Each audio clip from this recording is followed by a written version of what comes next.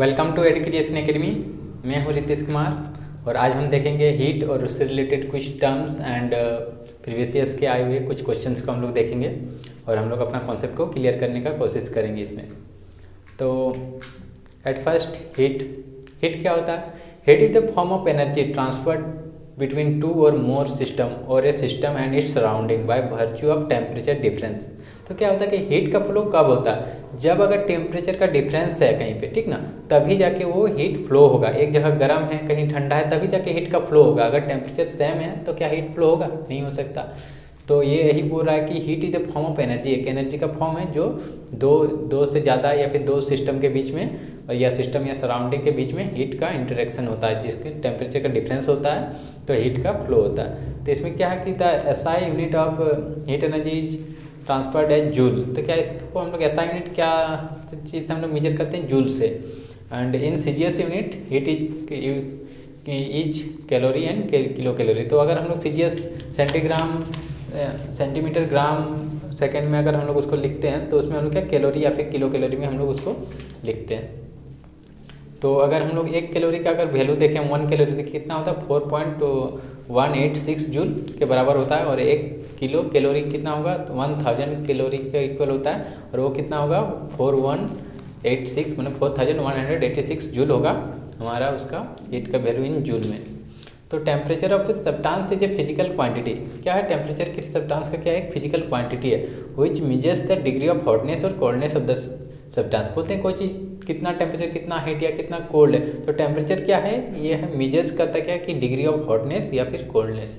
और इसका ऐसा यूनिट क्या है? कॉमनली हम इसको केल्विन से ही मापते हैं जब एब्सोल्यूट का जब कहीं यूज होता है हम लोग कोई भी कैलकुलेशन में। और एंड सेंटीग्रेड मतलब सेल्सियस में मापते हैं इसको। Commonly is unit of temperature. अब थर्मल कैपेसिटी क्या है? अब thermal capacity of a body is the quantity of heat to require the raise the temperature of the whole body through 1 unit degree. अगर किसी बॉडी का अगर हम लोग होल बॉडी का अगर 1 डिग्री टेम्परेचर अगर हम लोग रेज करना चाहते हैं, ठीक ना, कोई भी बॉडी या फिर कोई भी सब्सटेंस हो उसका होल बॉडी का टेम्परेचर, तो क्या होगा? क्या होगा? होल बॉडी का अगर 1 डिग्री अगर हम उसका टेम्परेचर चेंज करना चाहें तो it is measured in calorie पर डिग्री सेल्सियस और जूल पर केल्विन। तो इसको हम लोग किससे मापते हैं? कैलोरी पर सेल्सियस और फिर जूल पर केल्विन, ठीक। तो if Q is the amount of heat needed, अगर क्यू हीट अगर हम यहाँ पे दे रहे हैं, ठीक, क्यू हीट दे रहे हैं, heat needed to produce a change. Q heat हम लोग को लग रहा है चेंज 1 टेम्परेचर में इसको चेंजिंग करने के लिए, ठीक ना, 1 डिग्री किसी सब्सटेंस का। Then thermal capacity of the substance is given as, अगर हम लोग को क्यू हीट लग रहा है, ठीक ना, अगर डेल्टा डिग्री 1 डिग्री टेम्परेचर को चेंज करने के लिए तो उसका स्पेसिफिक हीट का वैल्यू क्या आएगा? इससे हम लोग निकल पाएगा, ठीक ना। तो ये क्या होता है? Thermal capacity. जिसका थर्मल कैपेसिटी जितना ज़्यादा होगा वो उतना देर तक वो इसको हीट को कैप्चर करके रख सकता है। तो इसका डायमेंशनल फार्मूला क्या होगा? m(L)2 T⁻⁻2 and K⁻1। And next देखते हैं हम लोग स्पेसिफिक हीट कैपेसिटी। तो स्पेसिफिक हीट कैपेसिटी क्या हुआ? वहाँ पे हम लोग देखें हीट कैपेसिटी क्या था कि कितना हीट दिए बाई टेम्परेचर, कितना 1 डिग्री टेम्परेचर चेंज करने में हम लोग को कितना हीट लगा, ठीक। तो ये होता था हम लोग को हीट कैपेसिटी। अब स्पेसिफिक हीट कैपेसिटी क्या हो रहा है? ये जो अगर इसको स्पेसिफिक हीट कैपेसिटी को अगर हम लोग स्मॉल एस से लिखें तो क्या हो जाएगा? ये हो जाएगा जो बड़ा एस था, जो हीट कैपेसिटी पर यूनिट मास। तो पर यूनिट मास से यहाँ डिवाइड किया गया। तो पर यूनिट मास से अगर हम लोग उसको डिवाइड किए तो उसी को हम लोग क्या बोलते हैं? Specific heat capacity. तो इसको रेफर्ड एज स्पेसिफिक हीट भी बोला जाता है। एंड सब ये क्या बोला जाता है? The specific heat of a capacity of a substance is amount of heat required to raise the temperature of a unit mass of substance through 1 degree Celsius. तो किसी यूनिट मास, अगर हम लोग 1 किलो का कोई सब्सटेंस लें, उसका body का अगर पूरा सब्सटेंस का अगर 1 डिग्री सेल्सियस अगर उस टेम्परेचर को हम लोग रेज करना है या फिर चेंज करना है, ठीक ना, तो हम लोग को कितना हीट लगेगा, ठीक ना। तो उसको हम लोग क्या बोलेंगे? Specific heat capacity. इसको मापेंगे क्या कैसे? कैलोरी पर ग्राम सेंटीग्रेड और जूल केजी पर kelvin. Specific heat capacity of substance is given by, इस फॉर्मूला से हम लोग लिख सकते हैं QT तो था ही पहले से, स्पेसिफिक हीट कैपेसिटी पर डिवाइड पर यूनिट मास कर दिए तो इसको क्या हो गया? Specific heat capacity.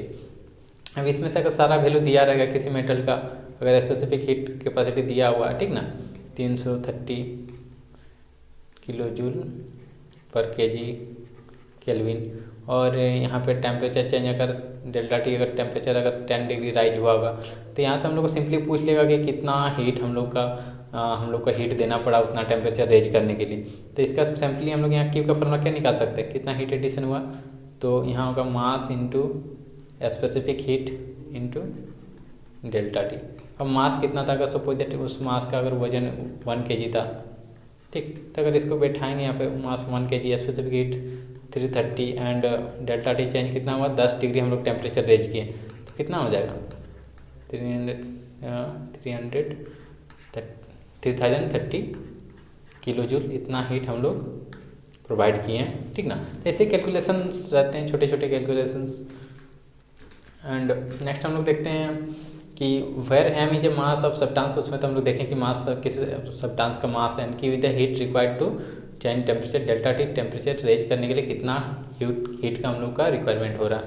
अब molar specific heat capacity, molar specific heat capacity को किससे हम लोग रिप्रेजेंट कर रहे हैं, सी से, ठीक। तो इसमें क्या बोल रहा है कि it is defined as the amount of heat required to raise the temperature of 1 mole.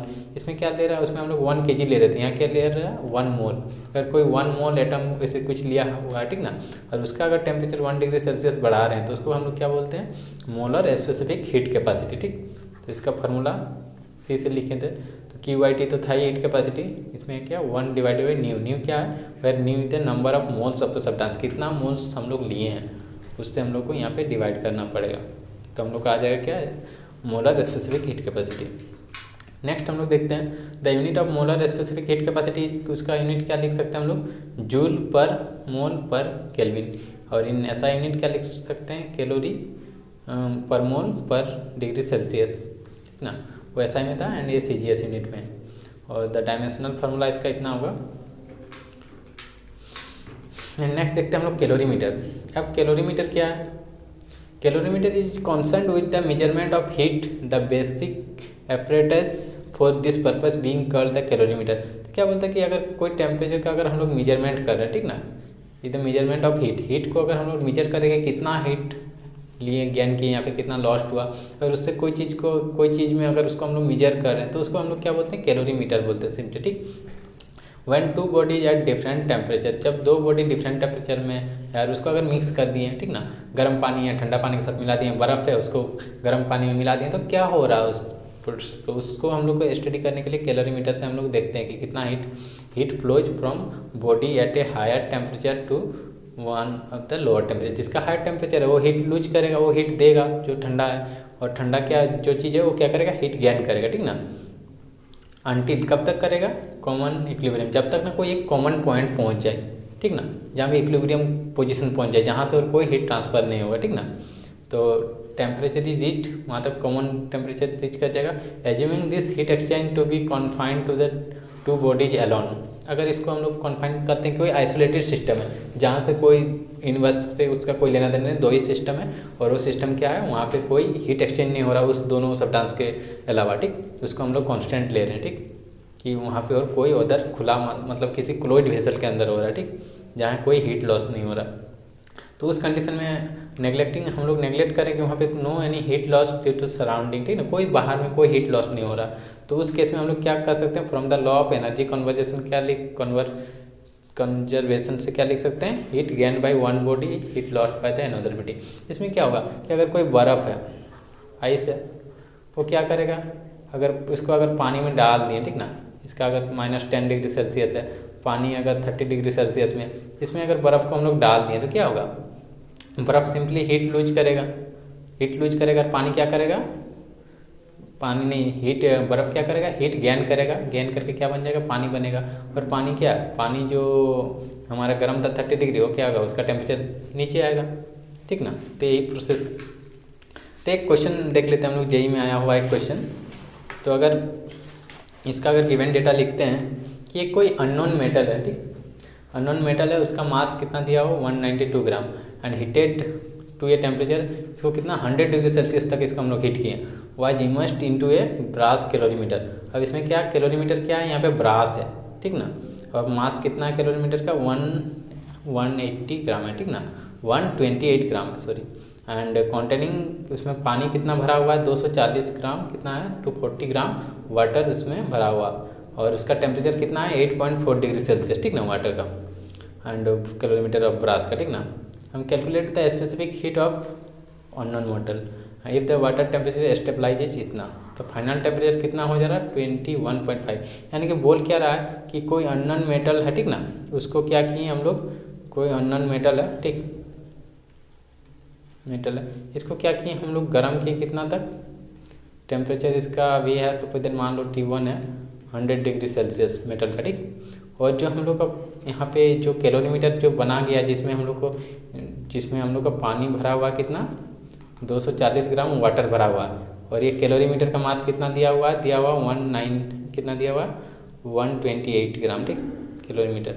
Calorimeter में क्या होता है, सिंपली हीट मेजर करता है, यानी कि अगर जब यहाँ पर इस गर्म मेटल को अगर हम पानी में डुबाएंगे, ठीक ना, दे देंगे, तो क्या होगा कि गर्म है तो क्या करेगा, पानी हीट लूज करेगा, ठीक ना, हीट लॉस्ट करेगा, तो वो हीट कहाँ जाएगा, ये जो पानी है, पानी का टेम्परेचर कितना है 8.4 डिग्री शुरुआती, ठीक ना, T1 ऑफ आइस, या फिर जो बोले T1 ऑफ आइस मतलब पानी का भी इतना ही टेम्परेचर है, और T1 कैलोरीमीटर का भी कितना है 8.4 डिग्री सेल्सियस ही, माने कि जो बर्तन में पानी रखा गया है जिसमें हम मेजरमेंट करेंगे, ठीक ना, वो भी क्या ब्रास का बना हुआ है, और उसका भी टेम्परेचर 8.4 डिग्री सेल्सियस ही है, ठीक। और उसके बाद क्या होता है कि उस मेटल को डालने के बाद उस पानी में उसका फाइनल टेम्परेचर कितना हो जाता है, सबका फाइनल टेम्परेचर हमारा हो जाता है कितना 21.5 डिग्री सेल्सियस। तो इसमें सारा वैल्यू दिया हुआ है, सिर्फ क्या है कि स्पेसिफिक हीट ऑफ जो एस है, छोटा एस जो हम लोग लिखे थे, specific heat of the metal, ठीक ना, वही हम लोग को फाइंड करना है। तो अगर इस सोल्यूशन का अगर हम लोग देखेंगे तो कैसे बनेगा, जैसे हम लोग कैलोरीमीटर का लॉ से देखें थे क्या कि heat lost equal to heat gain, मतलब वो जितना हीट लॉस्ट कर रहा है वो कोई ना कोई गेन कर रहा है। तो यहाँ कौन हीट लॉस्ट कर रहा है, मेटल, ठीक ना, मेटल का बॉल हीट लॉस्ट कर रहा है, तो कितना हीट लॉस्ट कर रहा है, क्यू का फार्मूला हम लोग वहाँ पे देखेंगे तो क्या था, एम मेटल का जो मास था, ठीक ना, मेटल का स्पेसिफिक हीट ऑफ मेटल, ठीक, और कितना चेंजिंग हो रहा है टेम्परेचर में डेल्टा टी, ठीक। और हीट गेन किस में हो रहा है, वाटर प्लस जो ये कैलोरीमीटर जो बर्तन रखे हैं इसमें भी तो हीट ट्रांसफ़र होगा, कुछ ना कुछ हीट वो भी गेन करेगा, ठीक। तो उसमें क्या होगा, हीट कैलोरीमीटर पहले हम लोग मानते हैं कि उसमें ब्रास का जो है उसमें भी हीट जा रहा, ठीक ना, हीट गेन कर रहा, तो ब्रास का उसका मास लिखेंगे हम, of brass specific heat of brass, and क्या लिखेंगे डेल्टा टी, कितना टेम्परेचर चेंज हो रहा, ठीक।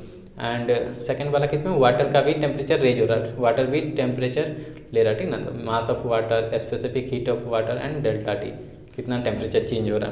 तो अगर इसको अगर हम लोग लिखेंगे तो मास ऑफ दिया हुआ अननोन मेटल का क्या 192 ग्राम, ठीक।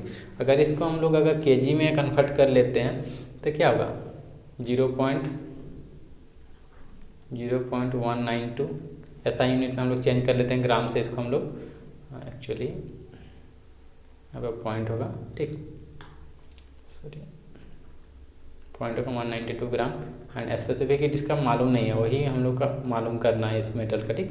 एंड डेल्टा टी टेम्परेचर कितना, शुरू का टेम्परेचर कितना था, इसका था हम लोग का 100 डिग्री सेल्सियस, ठीक। और कितना बन गया जब यहाँ पर डालें सबको, तो फाइनल टेम्परेचर हम लोग स्टेबलाइज कितना हो रहा है 21.5, तो इसको कितना लिखेंगे 21.5।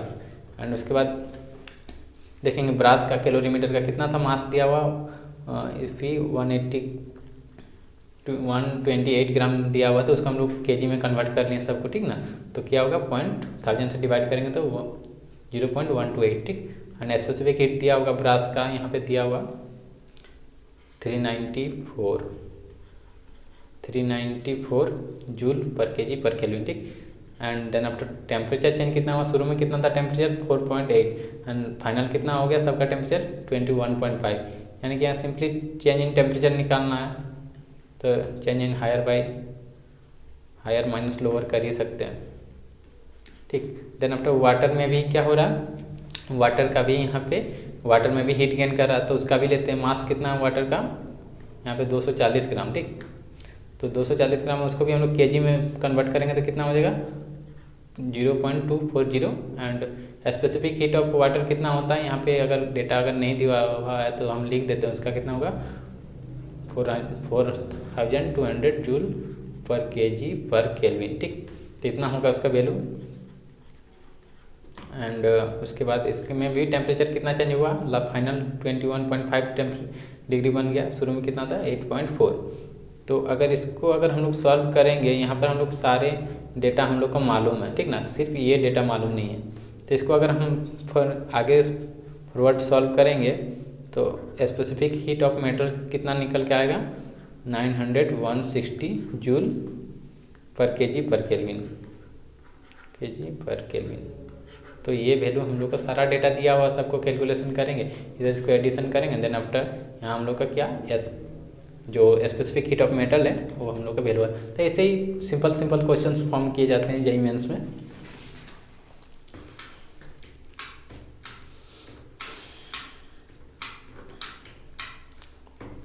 अब क्या कि ट्रांजिशन ऑफ मैटर, ठीक ना, तो क्या होता है कि matter from one state solid liquid gas to another कर लीजिए चेंज ऑफ स्टेट। तो क्या होता है कि अगर बर्फ़ अगर पानी में पिघल रहा था, क्या सॉलिड से लिक्विड में हो गया, ठीक। अगर पानी अगर भाप बन रहा था, क्या हो रहा है, लिक्विड से गैस बन गया। तो ये जो सॉलिड जो फेस जो चेंज होता है, ठीक ना, फेस का चेंजिंग, तो क्या होता है कि the change of state from solid to liquid, ठीक ना, इसको क्या बोलते हैं हम लोग, जो सॉलिड से लिक्विड में चेंज हो रहा है उसको हम लोग बोलते हैं कल melting from liquid to solid, ठीक। सॉलिड से क्या हो रहा है, लिक्विड में चेंज हो रहा है। और अगर लिक्विड टू सॉलिड बन रहा है, ठीक ना, लिक्विड से अगर सॉलिड बन रहा है, जैसे कि वाटर है, वाटर अगर बर्फ बन जा रहा है तो उसको क्या बोलेंगे हम लोग, fusion. It is observe that the temperature remains constant. तो इसमें क्या रहता है, टेम्परेचर कॉन्स्टेंट रहता है, entire amount of the solid substance melts. तो बोथ क्या होता है कि अगर सपोज दैट अगर हर एक चीज़ का मेल्टिंग पॉइंट फिक्स रहता है, जैसे कि आइस है, ठीक ना, आइस का क्या होगा कि वो अगर फॉर्मेशन होगा तो क्या होगा 0 डिग्री सेल्सियस में आइस फॉर्म करेगा। और अगर वाटर भी बनना, मेल्ट भी करना, तो क्या होगा 0 डिग्री सेल्सियस में ही वो मेल्टिंग जब हीट देंगे तो मेल्टिंग करना 0 डिग्री सेल्सियस में ही करेगा, ठीक ना। जब अगर कूलिंग करेंगे तो 0 डिग्री सेल्सियस में वो बर्फ बनेगा, ठीक ना। तो क्या होगा कि उस दौरान जो हम लोग को हीट लगेगा, हीट अगर कोई बर्फ अगर पानी में अगर कन्वर्ट हो रहा है तो क्या होगा, उसका मास कितना है और इसका लेटेंट हीट का जितना वैल्यू है, ठीक ना, उसको अगर इंटू करेंगे तो यहाँ पे चलेगा कि कितना हीट कंजर्व किया। जैसे कि अगर बर्फ़ मैदानी इलाकों में होता क्या कि गर्मियों के दिन में बर्फ़ पिघलता है, तो ये क्या करता है, वो करेगा कि जो एम्बियंट को जो बाहर का जो टेम्परेचर है क्या करेगा, उसको सोखेगा, ठीक ना, और वो पानी में कन्वर्ट होगा। तो क्या होगा, आउटर एटमॉस्फेयर क्या हो जाएगा, कूलिंग इफेक्ट आएगा। ओके, तो नेक्स्ट देखते हैं हम लोग, टेम्परेचर एट हुई solid melts is called melting point, ठीक ना। सॉलिड जिस पॉइंट पर मेल्ट करता है उसको मेल्टिंग पॉइंट बोलते हैं। And melting point of solid ये कैरेक्टरिस्टिक्स ऑफ सब्सटेंस, इसका किसी भी सब्सटेंस का एक वो कैरेक्टरिस्टिक होता है, उस स्पेसिफिक पॉइंट पे ही वो मेल्ट करेगा, इसे ना इधर ना उधर, उसका स्पेसिफिक एक पॉइंट होता है। And depend upon also in pressure भी डिपेंड करता है कि प्रेशर अगर घटाएंगे बढ़ाएंगे तो मेल्टिंग पॉइंट बढ़ेगा या फिर घटेगा, ठीक ना, वो प्रेशर पे भी डिपेंड करता है। लेकिन अगर नॉर्मल कंडीशन में वो एक स्पेसिफिक जो रहेगा उसी पॉइंट को लोग करेगा। And melting of ice under increase pressure refreezing on reducing the प्रेशरिजिकल रेगुलेशन, ठीक ना। एंड नेक्स्ट देखेंगे हम लोग, change of state from liquid to vapour, ठीक ना। लिक्विड से अगर वेपर बन रहा और गैस इज कॉल्ड वेपोराइजेशन, ठीक ना। जैसे कि अगर पानी को गर्म करते करते क्या होता है कि वेपर बनने लगता है, वेपर बनता है तो उसको हम लोग क्या बोलते हैं, वेपोराइजेशन, ठीक। The temperature at which the liquid and vapour state substance exist is called boiling point, ठीक ना। तो बॉइलिंग पॉइंट में क्या होता है, the vapour state of a substance को exist is called boiling point. तो बॉइलिंग पॉइंट में क्या होता है कि उस पॉइंट पे वो लोग मतलब वेपर में कन्वर्ट होना शुरू करता है। The change from solid state to vapour state without passing through the liquid state is called sublimation. तो कभी कभी क्या होता है कि डायरेक्टली, जैसे कि नेफ्थलीन की गोलियां रहता है, ठीक ना, वो क्या होता है कि डायरेक्ट सॉलिड से वो गैस में कन्वर्ट हो जाता है, तो उस प्रोसेस को हम लोग क्या बोलते हैं, सब्लिमेशन। एंड नेक्स्ट है the basic heat capacity formula. तो बेसिक हीट फार्मूला तो हीट फार्मूला को हम लोग कैसे निकालेंगे, तो heat required to raise the temperature of a mass M gram का कोई मास है केजी का, ठीक ना, सब्सटेंस ऑफ स्पेसिफिक हीट, उसका एस दिया हुआ है, स्पेसिफिक हीट छोटा एस, ठीक ना, एंड थोड़ा द टी डिग्री टेम्परेचर अगर हम उसको रेज किए, ठीक, तो गिवन बाय, तो उस कंडीशन में हीट का फार्मूला ये तो हम लोग पहले भी देखे कि हीट को हम लोग कैसे निकाल सकते हैं, मास उसका जो मेटल है उसका स्पेसिफिक हीट उसका कितना है, and delta change in temperature कितना रेंज किया, ठीक, उसको अगर लिखेंगे तो कितना क्यू चाहिए हम लोग का वो आ जाएगा। तो heat required equal to mass into specific heat into change in temperature. And next है लेटेंट हीट। तो क्या होगा अगर हम लोग लेटेंट हीट क्या होता है कि the substance is the amount of heat energy, कितना heat energy required to change the state of unit mass of the substance from liquid to solid to liquid और from liquid to gas vapour without any change in temperature. तो क्या होता है जब अगर हम लोग कोई क्या बोलते हैं कि सॉलिड टू लिक्विड, जैसे कि अगर आइस है, ठीक, आइस अगर क्या पिघल रहा है 0 डिग्री सेल्सियस में, वो क्या हो रहा है वाटर में कन्वर्ट हो रहा है, ठीक ना, वाटर में कन्वर्ट हो रहा। तो इस कंडीशन में क्या होगा, देखो टेम्परेचर तो सेम है, आइस का भी सेम है, वाटर बन गया तब भी उसका वाटर फिर भी सेम है। तो इस कंडीशन में जो फेस जो चेंज हो रहा है, यहाँ सॉलिड से लिक्विड बन रहा है, ठीक ना, तो ऐसे तो नहीं बन रहा होगा, वहाँ तो जरूर कुछ हीट ये गेन कर रहा होगा आइस, ठीक ना, तब जाके अपना फेस चेंज कर रहा है। तो यहाँ पे हीट को कैसे फाइंड करेंगे, तो यहाँ पे हर एक मेटल का अपना एक लेटेंट हीट का एक वैल्यू होता है, ठीक ना, और उसके बाद यहाँ पर अगर हीट निकालना रहेगा तो हम लोग क्या करेंगे, यहाँ पे कितना मास है कितना उसका, ठीक ना, and then after latent heat का जो वैल्यू रहेगा उसको इनटू करेंगे तो पता चलेगा कि कितना हीट इसको लगा, 1 kg आइस को 1 kg लिक्विड में चेंज होने के लिए कितना हीट लगा, वो हीट का वैल्यू हम लोग इससे फाइंड कर सकते हैं। And latent heat of fusion, latent heat fusion मतलब क्या, अगर होता क्या कि इस कंडीशन में फ्यूजन मतलब हमारा जो लिक्विड था उससे वो जम के क्या वेपर बन गया, ठीक ना, तो इसमें भी लेटेंट हीट हम लोग क्या कर रहा है, हीट वो हीट देना पड़ रहा, हीट मतलब रिमूव करना पड़ रहा, ठीक ना, तो हीट लॉस करके वो क्या करेगा सॉलिड स्टेट में जाएगा at the same temperature and pressure, अगर टेम्परेचर और प्रेशर अगर कांस्टेंट बना रहे तो, ठीक। The latent heat of vaporisation वही है, the heat per unit mass required to change the substance from liquid to vapour state. तो लिक्विड से वेपर बनाते हैं, इसको क्या बोल रहे हैं, लेटेंट हीट ऑफ वेपोराइजेशन, ठीक ना।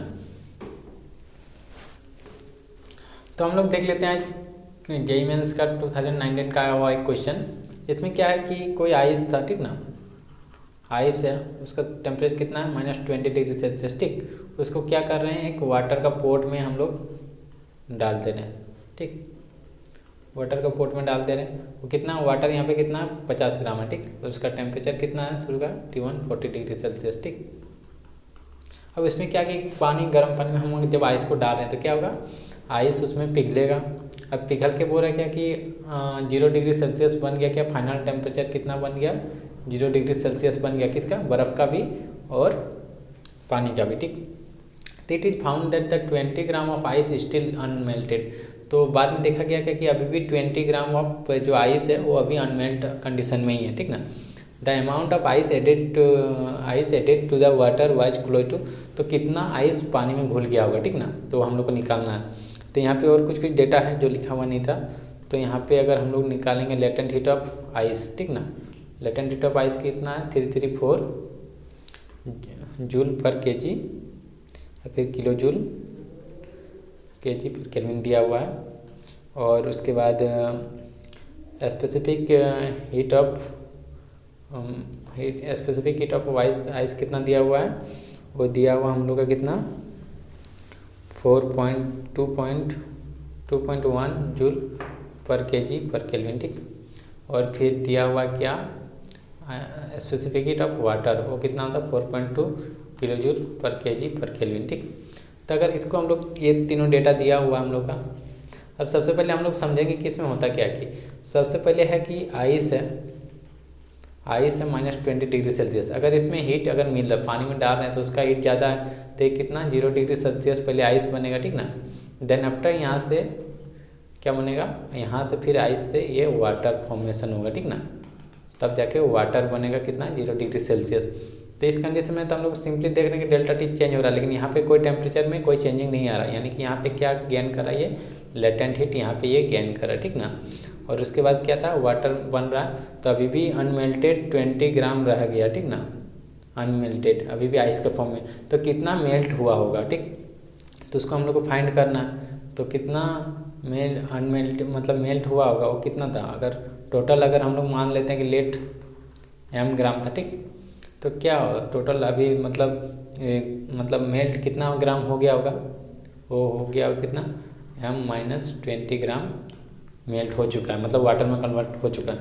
तो इसको अगर सिंपली लिखेंगे हम लोग, तो हीट लॉस्ट कौन कर रहा है, आइस कर रहा है, एंड हीट गेन कौन कर रहा है, हीट गेन कर रहा है वाटर। तो अगर हम यहाँ पे सिंपली आइस का लिखें तो आइस में क्या हो रहा है, सिंपली सबसे पहले यहाँ पे टेम्परेचर 0 डिग्री सेल्सियस का बन रहा है आइस। तो शुरू में क्या लिखते हैं हम लोग, क्यू का अगर फॉर्मूला लिख रहे हैं तो M of ice and S of ice in delta T. उसके बाद क्या है कि यहाँ पे जो जितना आइस वाटर में चेंज हुआ, जितना वाटर में चेंज हुआ है तो उसका मास और कितना लेटेंट हीट हुआ, ठीक ना। तो मास उसका कितना मास हुआ होगा, शुरू का टोटल मास m था और अनमेल्टेड अभी भी 20 है, तो कितना चेंज हुआ होगा m-20 इंटू लेटेंट हीट का वैल्यू कितना 334, ठीक।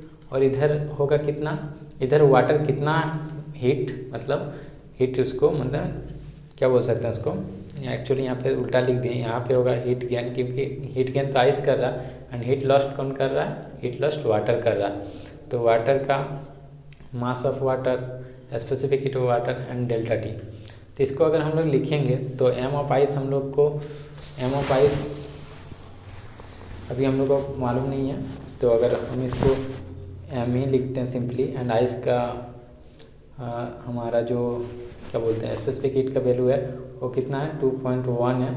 और डेल्टा टेम्परेचर कितना चेंज हो रहा है, शुरू में था उसका यहाँ पे -20 डिग्री से 0 डिग्री गया, तो इसमें डेल्टा टी कितना चेंजिंग हुआ, टोटल 20 डिग्री का चेंजिंग हुआ है यहाँ पे, तो 20 डिग्री का चेंजिंग हुआ। और यहाँ पे क्या होगा m-20 लेटेंट हीट का वैल्यू, जो आइस कन्वर्ट हुआ वाटर में वो कितना लेटेंट हीट लिया। एंड इस पर वाटर का कितना दिया हुआ है, वाटर का मास दिया हुआ हम लोग को कितना 40 ग्राम।